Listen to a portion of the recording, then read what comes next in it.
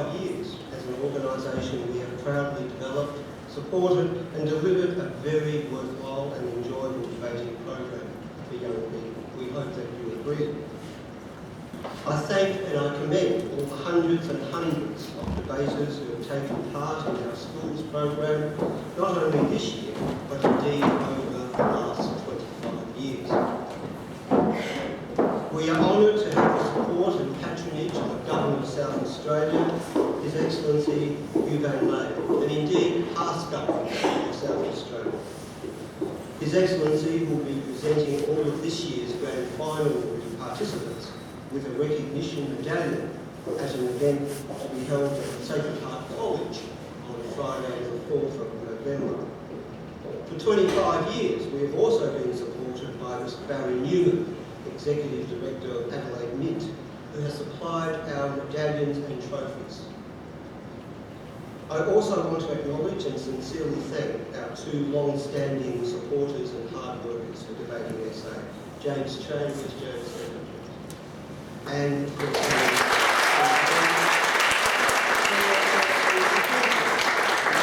their unstinting commitment and energetic work in organising and running our diverse and extremely busy program each year. They are ever cheerful, helpful and encouraging. And yes, they do come up with some wacky ideas. And that's good, I like that.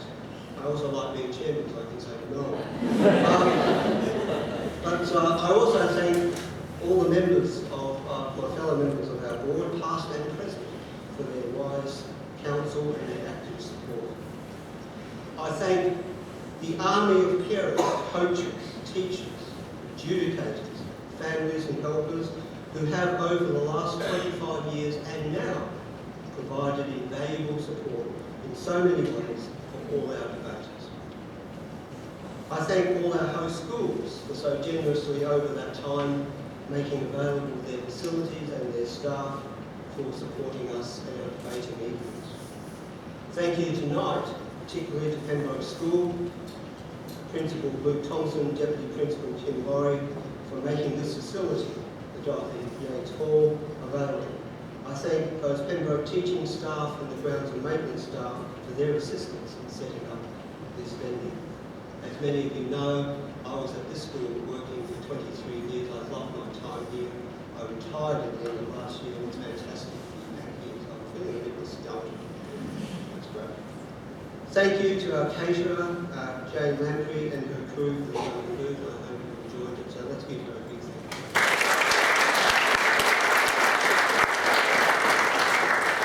you. Very importantly, thank you to you for attending and sharing this very significant and important occasion with us. Tonight's topic is one that cuts across the generations, that age and treachery will always overcome youth and naivety. Let me introduce and welcome our participants. And in doing so, I thank them in advance for their participation in and contribution to tonight's event. I can assure you it will be much better quality than a trunk. First of all, our chair is Renee Bacchus.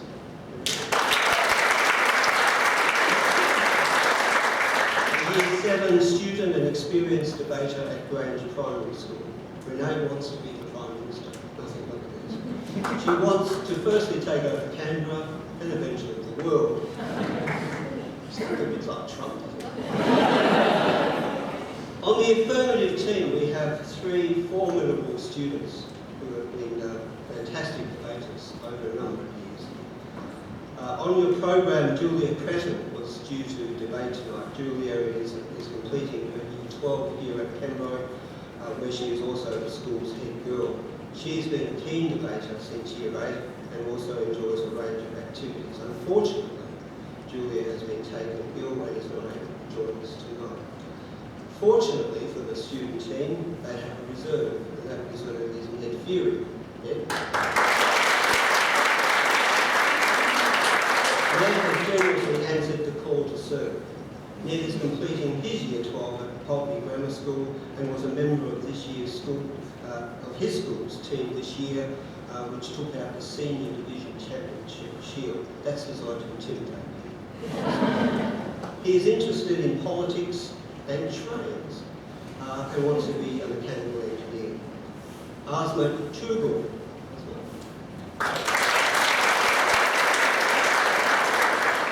She's a senior student at Adelaide High School, where she is also a prefect and a French exchange ambassador. She enjoys debating, culinary experiences and reading, and hopes to study law at Monash University. Henry Saxon. He's completing his Year 12 at Pulteney Grammar School and enjoys debating, cricket and ice hockey. He hopes to study international relations at Adelaide University next year, and also to grow in wisdom and, like fine wine, his words, improve age. On the negative team, equally formidable, but older. Dr Rick Sarre. Rick is a professor of law and criminal justice at the University of South Australia, teaching in areas such as commercial law, media law, sports law and criminology. He has taught law for 30 years and has also been in legal practice. He has had teaching postings to the USA and Sweden. He is currently the president of the Australian and New Zealand Society of Criminology and the vice president of the Adelaide University Football Club. He has served also on the Victim Support Service Board, the Offenders and Rehabilitation Services Board, and the South Australian Institute of Justice Studies. In 2010, Dr Sarre stood as the Labor candidate for the federal seat of Sturt. Dr Manuela Klingler-Hoffmann. Manuela is a research scientist and fellow at the University of Adelaide. She has formal qualifications in science and a PhD. Manuela is a passionate researcher and educator and believes in lifelong learning. She teaches and mentors undergraduates, postgraduate and postdoctoral researchers. She also holds a diploma in education and is currently pursuing studies in biostatistics. Manuela's main research interest lies in the early detection and better diagnosis of cancer. In a field commonly dominated by men, Manuela's research has contributed significantly to breakthrough findings in the area of cancer spread in metastasis. The Rev'd Dr Lynn Arnold, AO. Fascinating journey in teaching, politics, as former Premier of South Australia, and in non-government organisations and service to the community. He is a committed supporter of social justice and was ordained as an Anglican priest in 2013. He is currently based at St Peter's Cathedral. He was appointed as an officer of the Order of Australia in 2004 for service to the community through the South Australian Parliament as Premier and to a range of portfolio responsibilities and internationally through the development of humanitarian aid. Our adjudicator tonight is Dr Paul Hogan.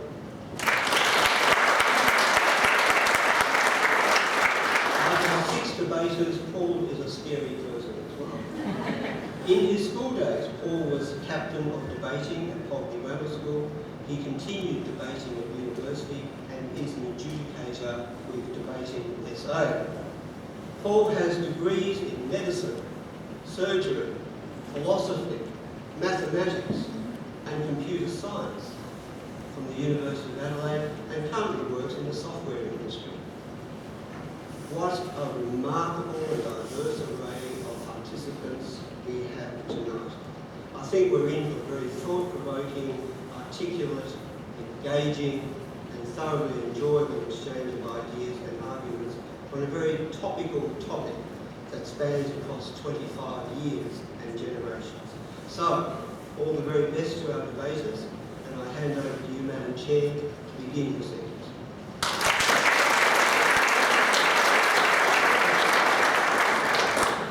Good evening, ladies and gentlemen, boys and girls, and everyone else I did not to tonight's debate. My name is Renee Backus and I'm the chairman of this debate. The adjudicator of this debate is Paul Hoadley. The topic of this debate is that age and treachery will always overcome youth and naivety. The affirmative team seated to my right consists of first speaker, Ned Feary, second speaker, Aasma, Chougle, and third speaker, Henry Saxon. The negative team seated to my left consists of first speaker, Dr Rick Sarre, second speaker, Dr Manuela Klingler-Hoffmann, sorry, I hope I pronounced that right, and third speaker, the Rev'd Dr Lynn, Arnold. The speaking time for this debate is 7 minutes, no more. A single warning bell will sound 1 minute before the speaking time, and a double bell will sound at the speaking time. Please ensure that your mobile phones and other electronic devices are switched off. I declare this debate open and call upon the first affirmative speaker, Ned Feary.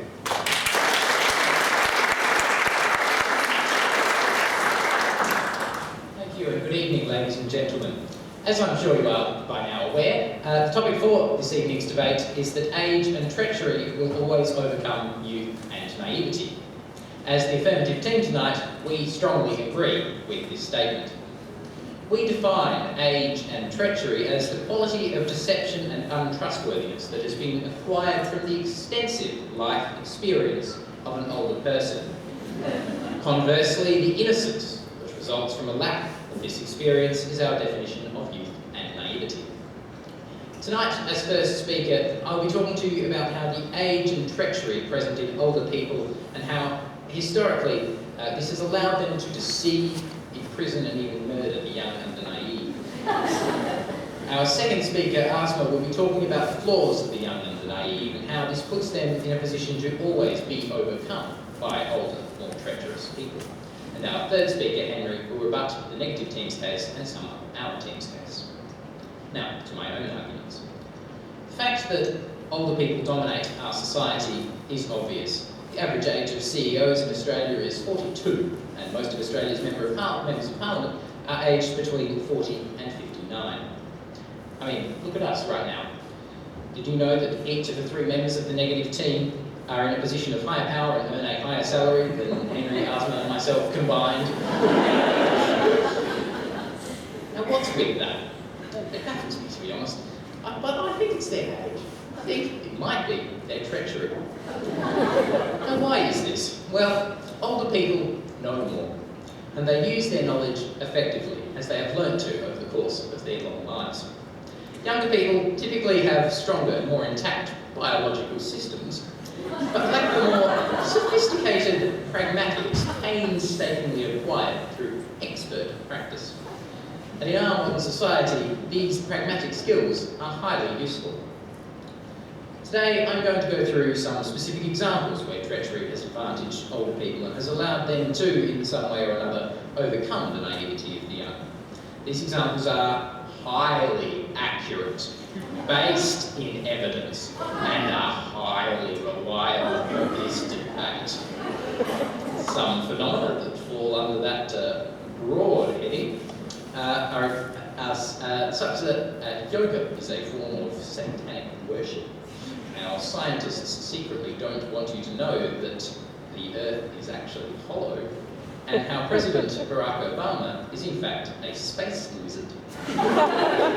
Okay, now some people may call these conspiracy theories, but the way I look at it, older people's age and treachery has given them the power to fool us all. The first example I'm going to share with you tonight is the one surrounding the disappearance of Australia's 17th Prime Minister, Harold Holt. Now I say disappearance, not death, because, as we all know, Prime Minister Holt was actually a spy for the People's Republic of China, merely acting as our Prime Minister. In fact, he had been a spy since the early 1930s. However, it was only after Holt feared detection by Australian intelligence officials that he sought political asylum in a Chinese midget submarine waiting off port signal in Melbourne. Firstly, can I mention I can barely swim a lap of a pool, let alone get to a midget submarine off the coast? Now how's that for age overcoming youth? But more importantly, however, is that this is a prime example of how the treachery of this 59-year-old allowed him to deceive a nation, firstly in his role as a spy, and secondly through his escape. Ladies and gentlemen, the experience of older people puts them in a position that allows them to achieve the most unbelievable of pursuits, therefore deceiving and overcoming the young and the naive. Okay, now that example may have been a little bit heavy, so I'm going to move on to something lighter. Pop culture. Who here's a fan of Beyonce? Well, wait until you hear this. The 35-year-old American singer, songwriter, record producer and actress may not really be classified as old, but her experience performing since she was 8 definitely has given her the treachery and life experience to get up to some dubious activities. That's right, time to put your spaghetti colander on your head because we are going to be talking about Beyonce's role in the Illuminati. Now there is so much evidence to suggest Beyonce is a member of the Illuminati, the secret society with links to the original Bavarian group, who conspire to control world affairs by masterminding events and planting agents in governments and corporations in order to gain political power and influence and to establish a new world order. Beyonce constantly sports the Illuminati's favourite colour, red. Incorporates Illuminati hand signals into her performances, and has included devilish alter egos into her personas. In addition to this, she even named her own daughter Blue Ivy, which stands for Born Living Under Evil, Illuminati's very youngest. Seems legit to me. But despite this horrific fact, Beyonce still has millions of fans and followers and has made a fortune from her career. I know that without her significant life experience and the sense of duplicity instilled in her from working in the showbiz industry from a young age, she would not be able to conceal the truth. She would not be able to be involved in the terrible acts of the Illuminati, and she would not have been able to influence her own daughter into becoming involved. So sorry for all of those lemonade lovers in the room. I'll give you a moment to let that sink in. Ladies and gentlemen, there has been a certain amount of controversy recently regarding, of all things, the staple diet of younger people. The smashed avocado, or as we prefer to call it, hashtag smashed avos.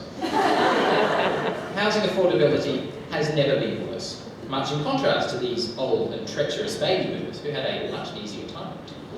Now though, these treacherous older people have caused house prices to skyrocket with their treacherous negative gearing policies, ensuring that young people never enter the housing market and fulfil the age-old Australian dream. So what do young people naively spend their ill-gotten gains on instead of houses? Smashed avocados. And how do they spend their incredibly valuable time? Putting the photos on hashtag Instagram, all of which ensures the naivety of youth never gets the financial power of those old and treacherous people, ensuring that they continue to rule the world.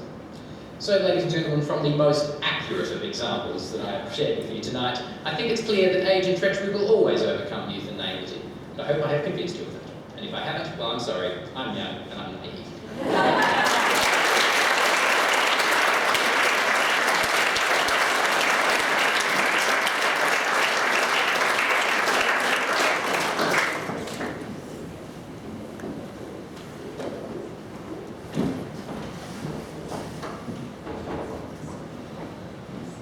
I call upon the first native speaker, Dr Rick Sarre.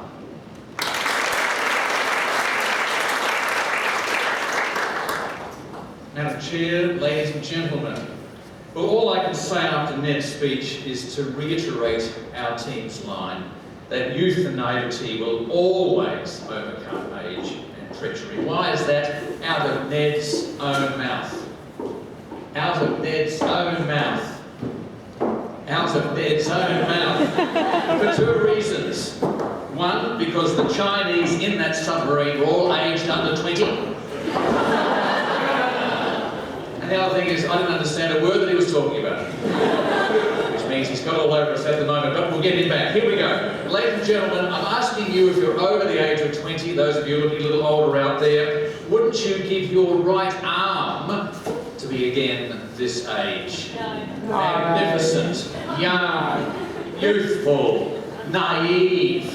I'd give my right arm The only other thing I wouldn't give up, though, is the possibility, if I went back to that age of meeting my wife, I'd like to catch up with her again the second time around, because otherwise the photographs on the mantle of our children can start fading. And if you're not laughing, you didn't see Back to the Future. Okay, one problem with Ned is that he began with the wrong premise.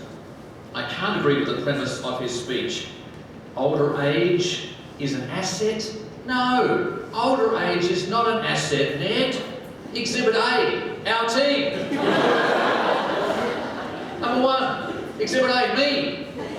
Thanks very much, Tony, for reminding everyone about my loss in the election. However, he didn't tell you the whole truth. I failed twice, beaten by an MP, Christopher Pine, who came to politics as young and naive, overcoming age. Look at Manuela here. Look at Manuela. Look, she speaks 5 languages, but not Chinese. She's too old now. Manuela is the Asian century you've missed out.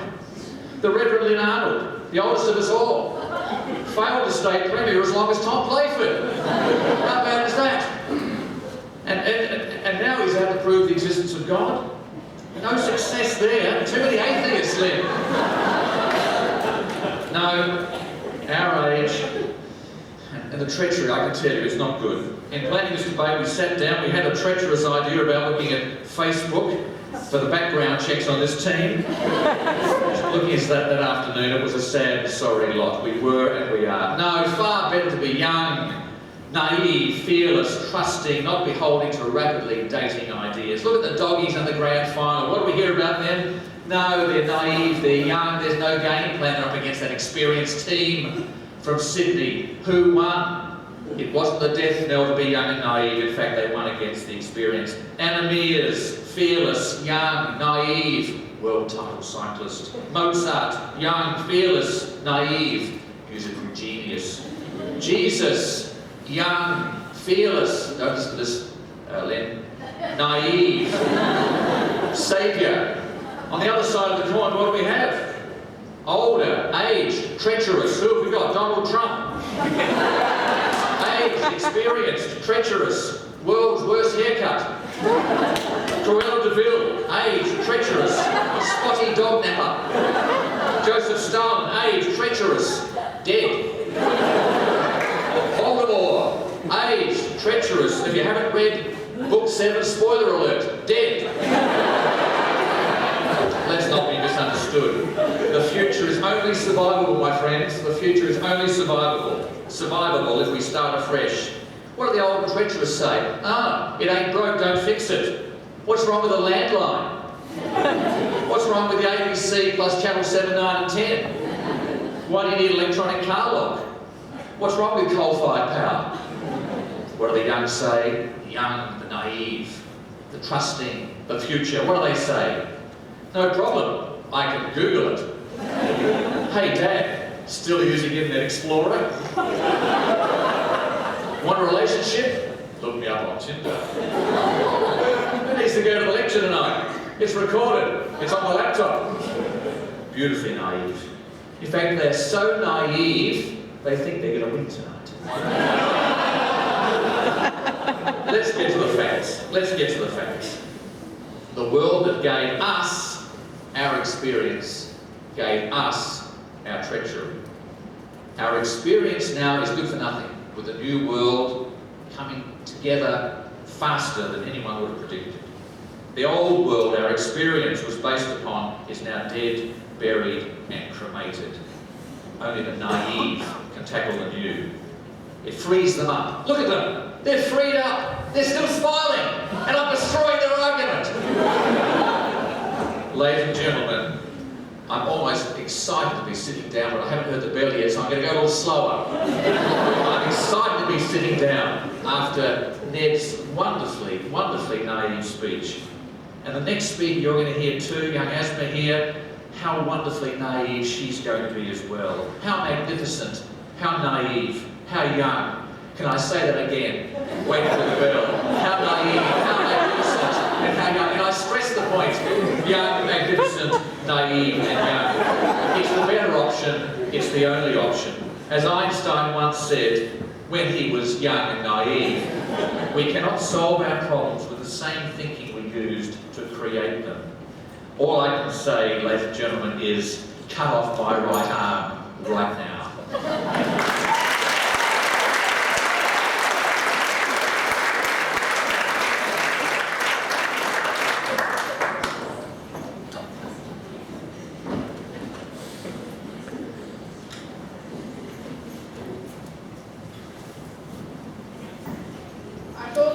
I call upon the second affirmative speaker, Aasma Chougle.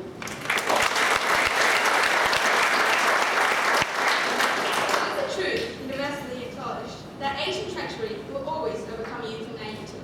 Ladies and gentlemen, I'd like to welcome you to tonight's debate, and in the next 7 minutes, I'm going to convince you that a young person like myself is no match for the true experience and manipulation that comes with age.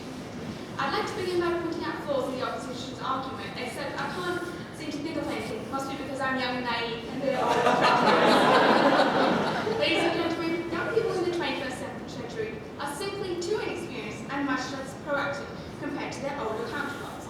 I'd like to illustrate this statement by using a prime analogy.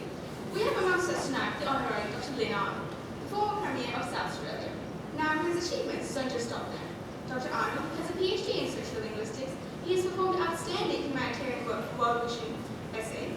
He has been the chief executive of Anglican SA, and he currently serves as an assistant priest for St. Peter's Cathedral. Now, I found all this out when I googled his name last night, but that's besides the point. I'd like to compare Dr. Arnold's amazing achievements with my young and naive ones, the highest of which includes getting out of bed this morning and ignoring the fact that I have homework and watching Netflix instead. In keeping with the precedent of highlighting the opposition team's arguments against my young and naive team, Professor Rick Sarre has been teaching law and criminal justice at, I'm not sure where.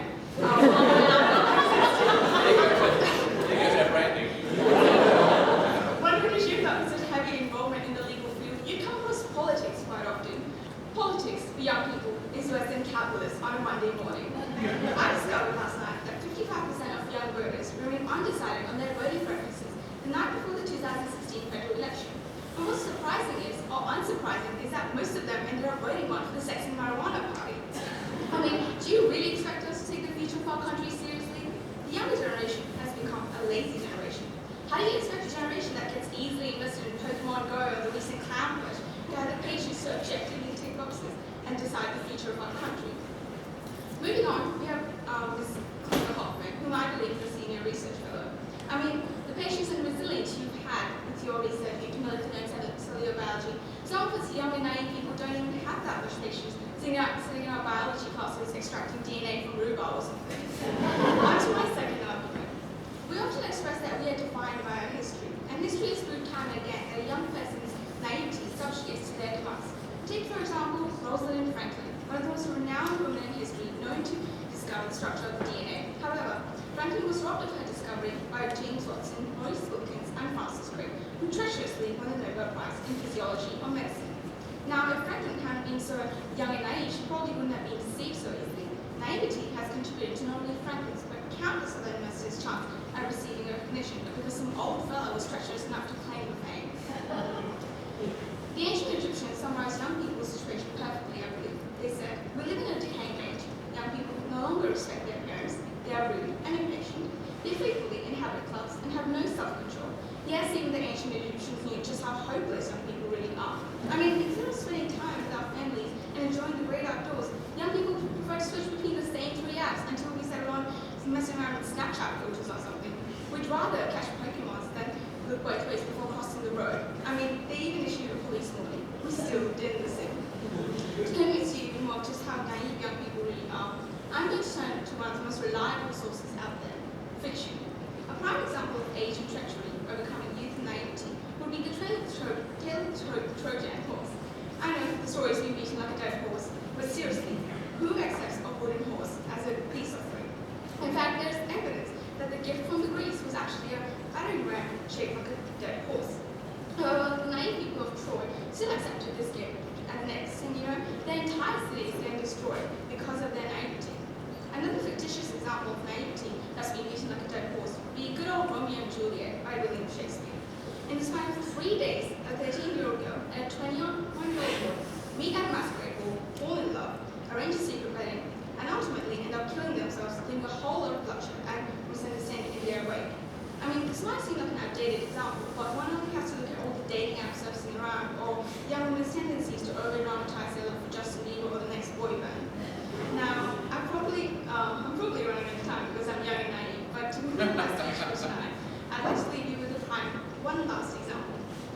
2004, at a Harvard Yale game, the treacherous Yale students tricked thousands of young and naive Harvard fans into holding up signs that collectively spelled out, "You suck." I mean, just the fact that the Harvard students even believed the Yale students illustrates their level of naivety. I hope I've done a good enough job of convincing you. Have a good night. Thank you.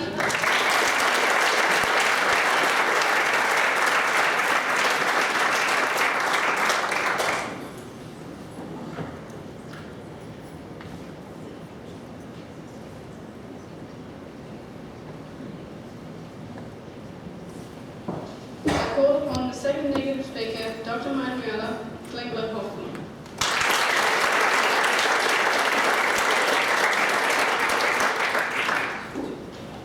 Dear Ned, ladies and gentlemen, dear affirmative team, let me tell you, you can't win this.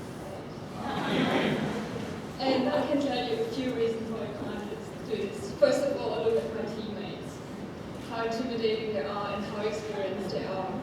Second of all, I'm wearing my baby as a team, and I never lost a debate in Americas. Third of all, you're sabotaging your own team by focusing on naivety, alright? And you missed the point, because the point of the debate is the word always, alright? That means that if I convince you that it's not always the case that old age and treachery overcome youth and naivety, then we win. Okay? So I just need one case, and I actually got it. My case is another thing. So it was valid at a time when knowledge of people were respected, and it was really important that people were knowledgeable, which is not true anymore, because nowadays you can just Google everything, right? So if your 8-year-old daughter asks you to make a rainbow cake for your birthday, and you say, well, I don't know how to do that, she gets, just Google it wrong, right? So lots of skills we have are obsolete, absolutely obsolete. No one needs those skills anymore. Let me tell you why. So in 2011, researchers tried for 10 years to solve something that is really important for HIV/AIDS. Alright, it's like a puzzle piece. And for 10 years, they couldn't figure out how it's going to work. And then I thought, alright, we need to approach this differently, because by the rate we're going, it's going to take us another 30 years or 100 years to get there. So what did they do? They developed a game, an online game, and 57,000 people played the game and solved the puzzle piece in 10 days. Alright? Here. Okay, so I really think that with old people you cannot have innovation and you cannot solve new and exciting problems. And I tell you why, and that's a fact. Alright? Well, the made-up fact, it's a fact. Okay. So when your brain develops, you make connections. And if you use the same connection over and over and over again and do the same thing, the connection gets stronger. The connection gets stronger, and then that's the only thing you can do. Alright? So you're always going to have a cup of tea and a cookie at 5 o'clock. Alright? And you don't think about it, because that's what your brain tells you to do. Okay? But that is really bad for innovation. For innovation, you have to have new ideas, you have to use new brain cells, make new connections. And I mean, just recent history has shown that that is a thing for young people, right? Young people who are naive, who come up with new solutions, and don't just look at the problem the same way we looked at it for years or decades. So we need your energy, we need your enthusiasm, you need to be adventurous, you know, we need your go-getter attitude. And let me just say this, when I was your age, I had a motto on my wall, and it's in German, but it said, you ask me what you should do, and I tell you, live wild and dangerously. Alright, so when I first moved to Australia nearly 20 years ago, I just packed everything in boxes. I got my suitcase and push bike, and I flew to Melbourne. I didn't have a job, didn't know where I want to live, you know. So that's the attitude, you just go for it. If I move now, you know, what will the kids say? Is there a school nearby that's good, you know? Can you speak the language? What is going to happen to the cat? You know?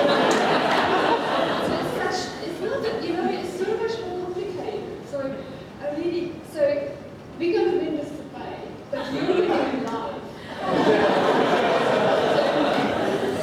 So the next 20 years is going to be the most exciting of your life, and make something big out of it.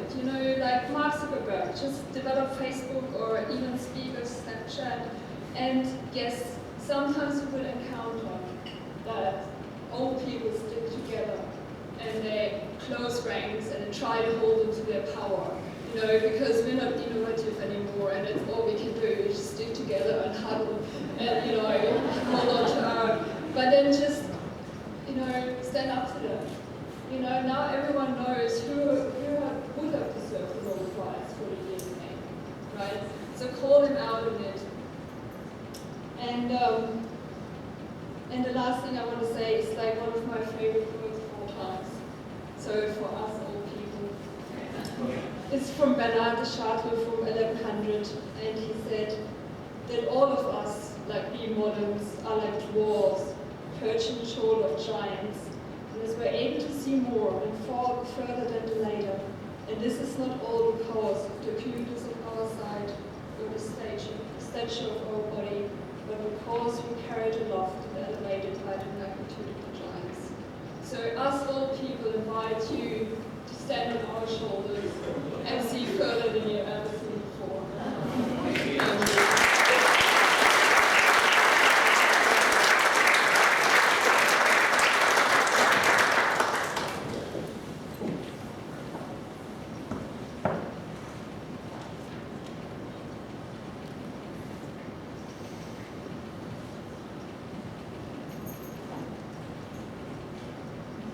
I call upon the third affirmative speaker, Saxon.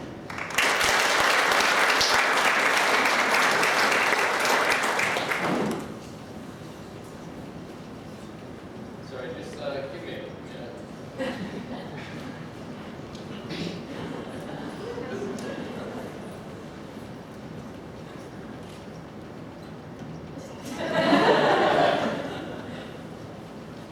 Madam Chairman, honourable ladies and gentlemen, and the young people, I guess. Today, almost didn't come, because I heard it was being live streamed, and I thought, oh, I'll just YouTube it later. But here we are, and here we are to tell you just how great the old people truly are. Now today, Rick Sarre has started off by saying, old age is not an asset.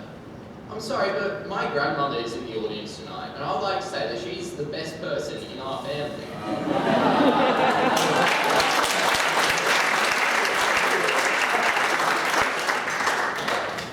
He based an argument around self-deprecating humour. Now please, that is our strong. Don't get ahead of yourself then. Ladies and gentlemen, he tried to put old people down. That is abhorrent. That is terrible. Just please, look at the style. Look at the charisma. Look at the...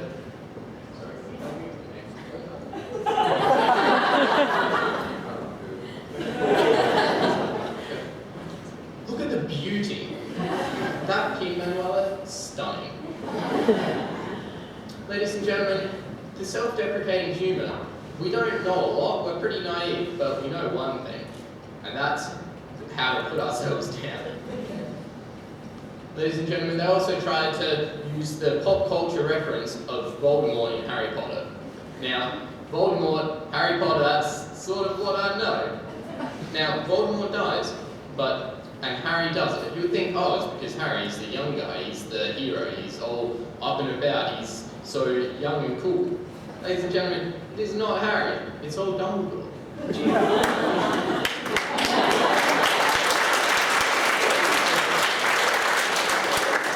you read the fifth one, you see that Dumbledore, he removes himself from Harry because he's just the puppet master in the background. He's equivalent to the Prime Minister, Harold Holt. He's pulling all the strings. He's the one behind all of it. He finds the Horcruxes. He puts Harry in danger. He throws him under the metaphorical bus. He throws him under a literal bus in the seventh one at one point. Dumbledore, he sets it all up. He orchestrates it, and at the very end, sorry for all the kids who haven't read it yet, he lets Harry die. He says it's up. He hints at it, he builds it up, and Harry, he has to cop it because he's a Horcrux. He doesn't know that. Like, who would think that? What sort of young person's going, oh, I've got a part of the Dark Lord living with me? Dumbledore sets himself, he sets Harry in a position where Harry has to go through with it. So it's not him being the hero, it should have been Dumbledore and the Philosopher's Stone. Dumbledore and the Chamber of Secrets. Dumbledore and Dumbledore's army try and save the day. Ladies and gentlemen, the opposition tonight said that as young people, we solved a puzzle in 10 days. A puzzle that has helped save the world. A puzzle that's so difficult that they couldn't manage it in 10, 20, 30, 100, a billion, a million, a trillion years. Ladies and gentlemen, we didn't even know we were solving this. What?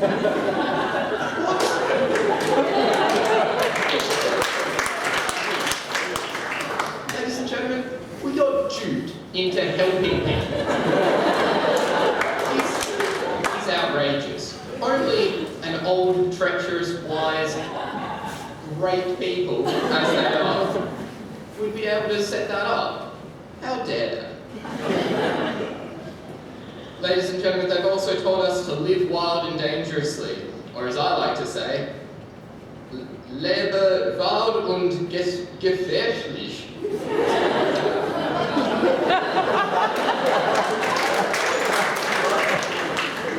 Us young debaters, just the epitome of this.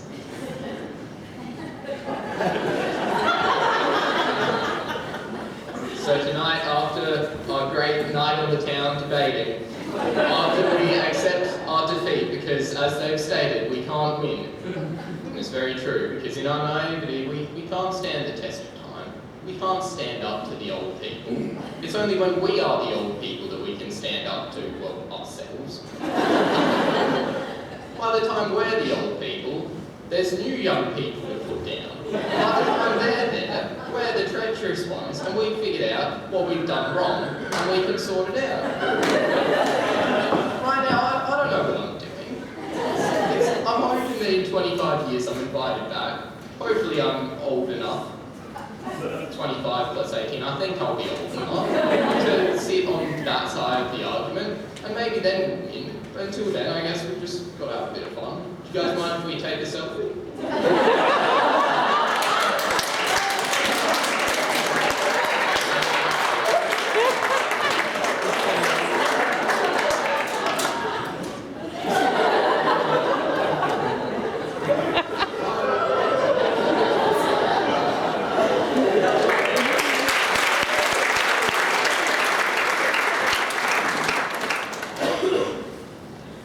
Ladies and gentlemen, I'm hoping to be safe by the bell. Quite honestly. At this point, all I can say is our first speaker, it was meant to be a she, but she pulled out at the last moment, but he spoke about conspiracies, current events, and hashtag smashed allies. Our second speaker has reminded us of the truly esteemed quality of opposition that we face tonight. And she's also explained, rightly so, how us young whippersnappers are really no good.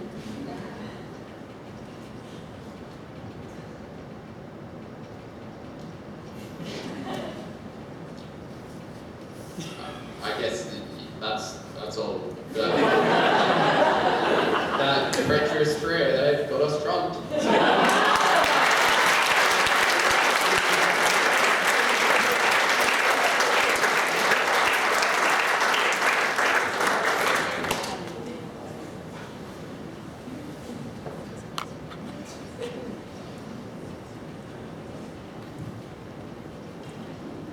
I call upon the third negative speaker, the Reverend Dr. Lynn Arnold.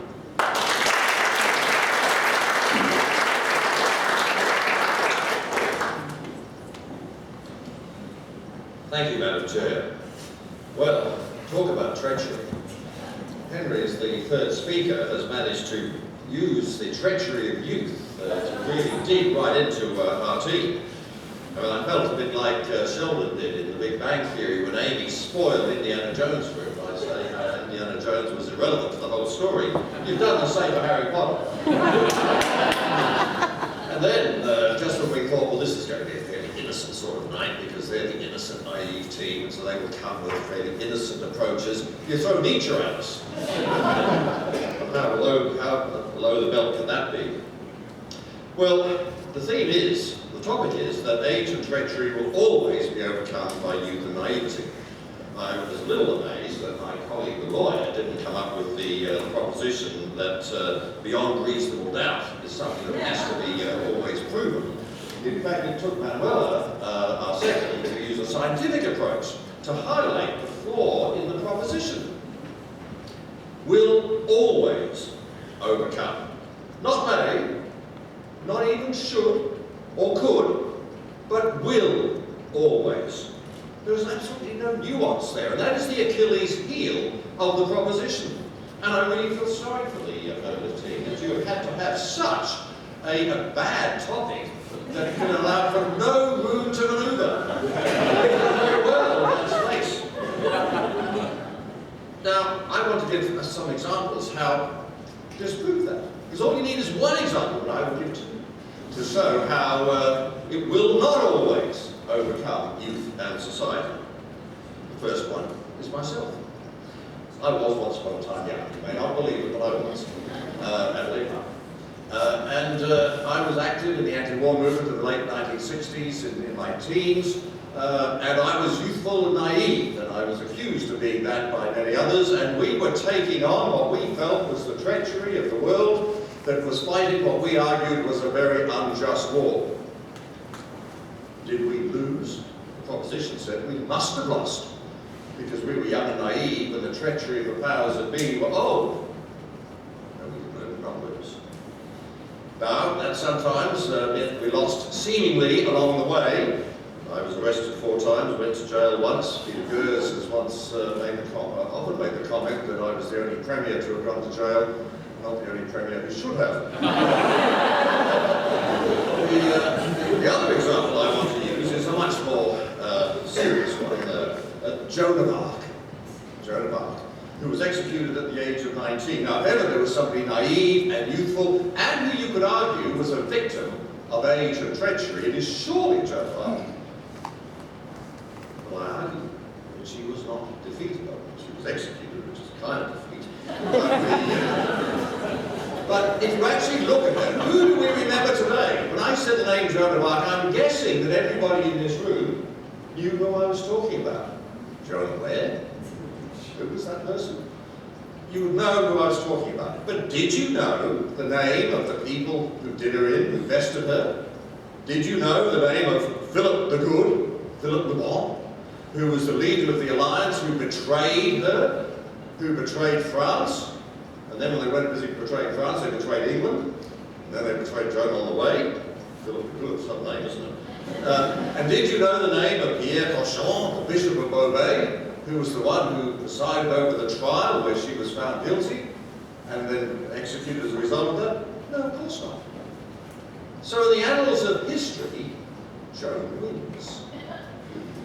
Youthful naivety wins. But actually more seriously than that, what was she fighting for? She was fighting for freedom for France from perfidious Albion. She was wanting to get the English out of the place. Now, you don't have to check your map to know what happened. You don't now go to France and find everybody speaking willingly English. Sacré word, mon Dieu! That should be the case. She won. Maybe not jamais vaincu, but certainly Joan's youthful innocence undid the treachery of the much older and now forgotten Philippe and Pierre. My second main point is that the proposition proposes an indissoluble union. Age goes with treachery, it's bolted together. Youth goes with naivety, it's bolted together. Is it not possible that there can be youth with treachery and age with naivety? I certainly hope so. No, I'm getting it. Well, I want to put a couple of examples, and I'm not just going to quote from fiction. I mean, I can cite, if you want, William Golding's Lord of the Flies. What a wonderful example of youthful innocence that is. Nor am I going to quote from the Bard, putting the words in King Lear's mouth, that all of us as parents might occasionally have winced at hearing, how sharper than a serpent's tooth it is to have a thankless child. And I'm going to resort to real history. Let us consider Heliogabalus. I know you know him well. Emperor of Rome for 3 years before he was murdered at the age of 18. Now, I grant you, I do need to cut Heliogabalus some slack. For if a boy named Sue thought he had problems, imagine what it must have been like for Heliogabalus Bassianus in the schoolyard. Anyway, putting aside his difficulties at school, while historians consider him somewhat hard done by, that he might in fact have been somewhat good at times, he is generally considered amongst the most cruel and treacherous of all the Roman emperors. He did do some noteworthy things, or one or two. For example, he appointed the first woman to the Roman Senate. That was a landmark effort, spoiled only by the fact that he tried on 3 separate occasions to murder that person, who also happened to be his mother. Then there was Caligula, another young emperor. He did put his horse into the Senate, as you might remember, if not that he tried to murder the horse. Now, what of the situation in reverse? What about older people who might be naive? Can the treacher, once a treacher, is it once a treacher, always a treacher? Okay, time out. I know what you're thinking. Treacher? Is that a word? Well, I just said it. So it is. Of course, I made it up. But when I said it, you understood it. And surely that's the definition of a word. And I really felt tonight if Shakespeare can make up 1,700 words, which never existed before his time, I should feel free to make any words tonight. And that's not a treacherous act. Maybe it's a bit naive on my part to think I can make words I want. But in the context of that, naivety, what is that? Well, I think it is associated with innocence, but it doesn't have to be pristine innocence.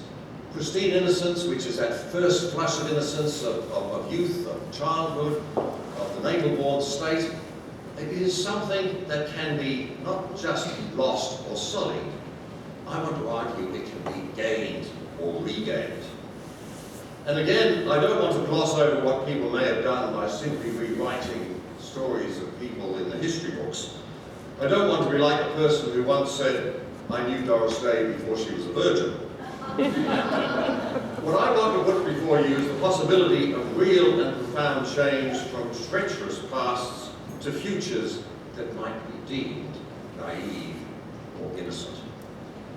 John Adams, in the 18th century, he was a very violent young man. So violent he was always in trouble with the local authorities, and he ran away to sea so that he could escape being sent to jail. And by the time he was 22, he was part of a violent action on the ship that he was a crew member on, and mutiny. You might know the story. Mutiny on the Bounty. And you might have seen the films that actually put a very glossy, nice image over the mutineers on the Bounty.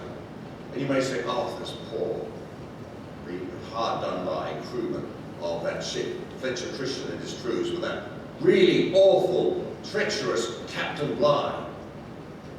Well, the treachery lay with people like John Adams. The proof of that was their own actions.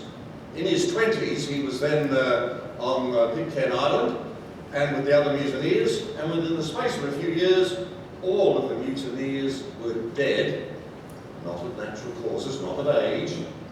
They were dead of being murdered. And John Adams was amongst those who was doing the murdering. Very violent murders, I guess any murder's violent.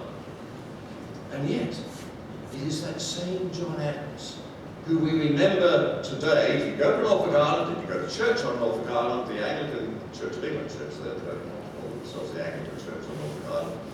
It's to do with the dependency, I think. Anyway, the start of the service every day is a prayer that John Adams wrote not long before he died. He became a reformed man. And indeed, the very fact that missionaries then went to Pitcairn Island was due to his initiative. This treacherous youth, this murderous youth even, certainly therefore not innocent, became, in his old age, naive in the simplest sense of the word.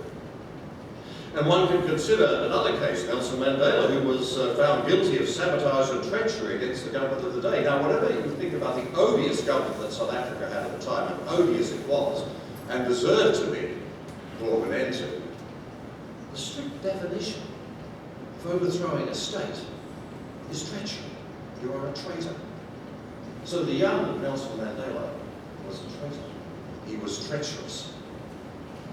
I don't think there would be a person on the planet who, watching what he did with his life and how he extended out to humanity, would regard him as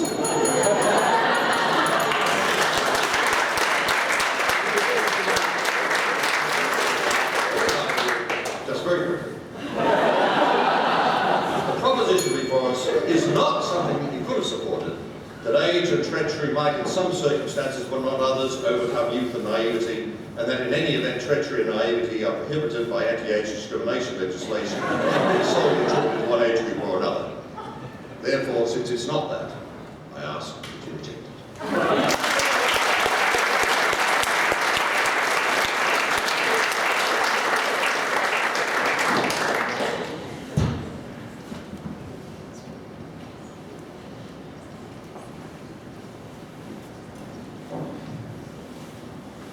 Please wait while the adjudicator finalises the vote. And may I say, 2 of you went over time. How treacherous! And so Trump-like.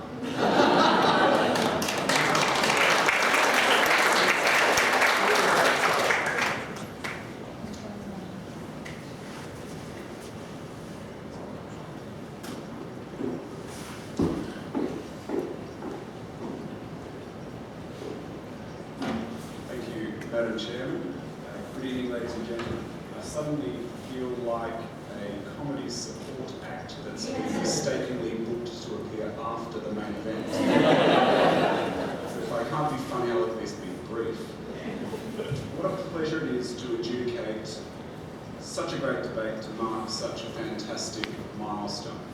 My name is Paul Hoadley, and I've been adjudicating for debating SA since it started 25 years ago as the Schools Debating Union. And in fact, I may well have been the organisation's very first adjudicator, or at least one of them. And I know that to be the case because I still remember putting together the minor round drawers on pieces of paper in Sonia's living room 25 years ago. My name came up fairly frequently at course of games. And what a long way they've come. So congratulations to Sonia, James, Tony and everyone else for creating and building such an impressive organisation.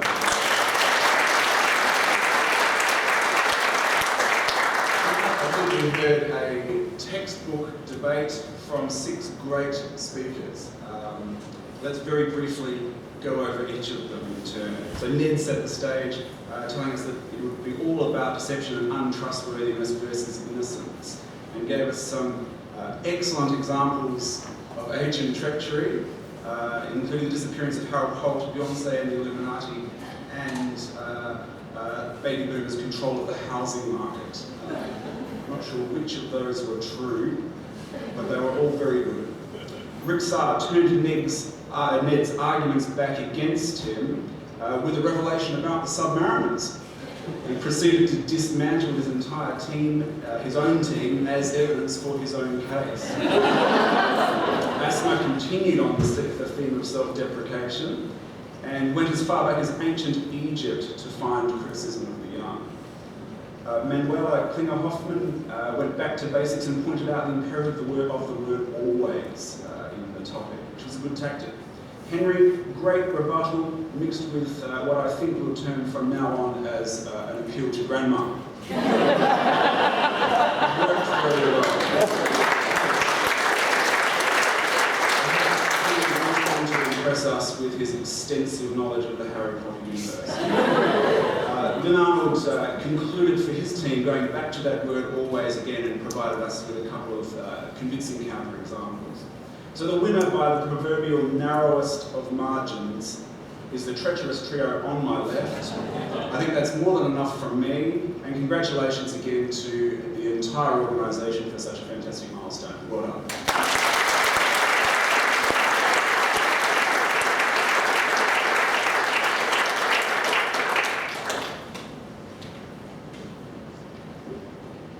I call upon a member of the NIU runner-up team to give a vote of thanks.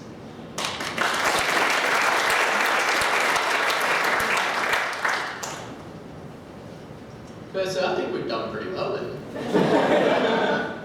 I think technically that makes us the winners, but let's not go into that too much. In all seriousness, a big thank you to Debating SA for the past 25 years. I've personally been involved with Debating SA for 8 years, and I know how much they've helped me along as a debater, not only as a public speaker, but in the way that I think about the world, the way that I reason with things. So for all the people who've helped me and all the fellow debaters over the years, a massive thank you to Debating SA. So.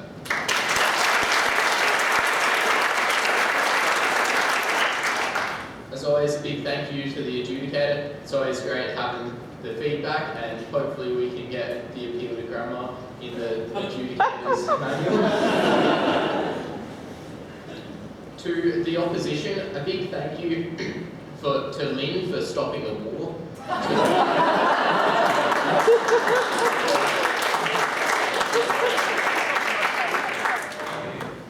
To Manuela for stopping disease, and for Rick for letting me talk about Harry Potter.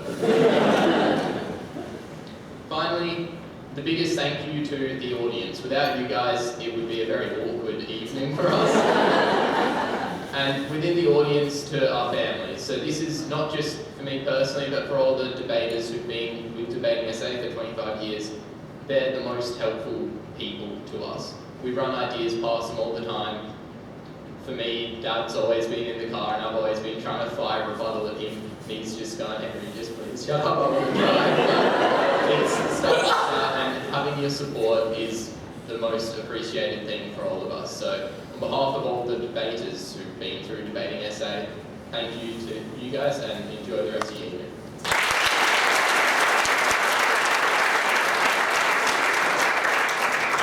And on behalf of the winning team, I offer a vote of thanks.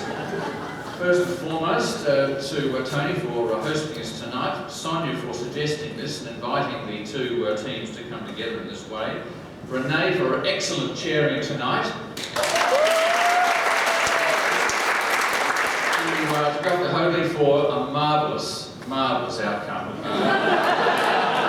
His wisdom knows no bounds. And finally, to the affirmative team, I love them, I think they're wonderful.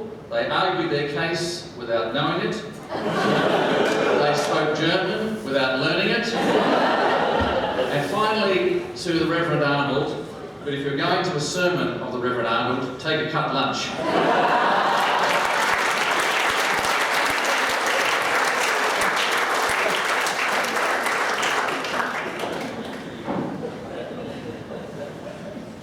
Ladies and gentlemen, thank you for your attendance. I now declare this debate closed. You may now turn your phones back on.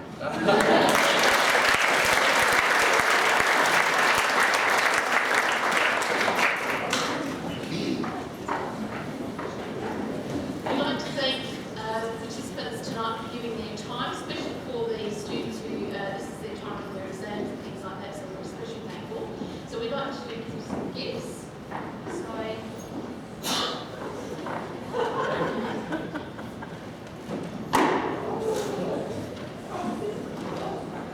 Don't forget the booze over this side.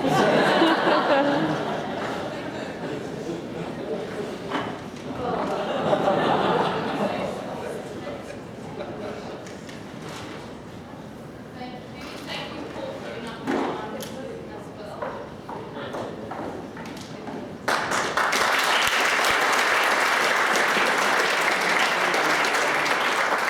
Thank you for coming tonight and spending what I think was a really fun evening with us this evening. Now we do have some smaller children in the audience, I can see you. You know the balloons that were floating out the side, you know, of the balcony? Those balloons for you. So if you want to try and, you know, undo the tape, you're quite welcome to. Thank you very much.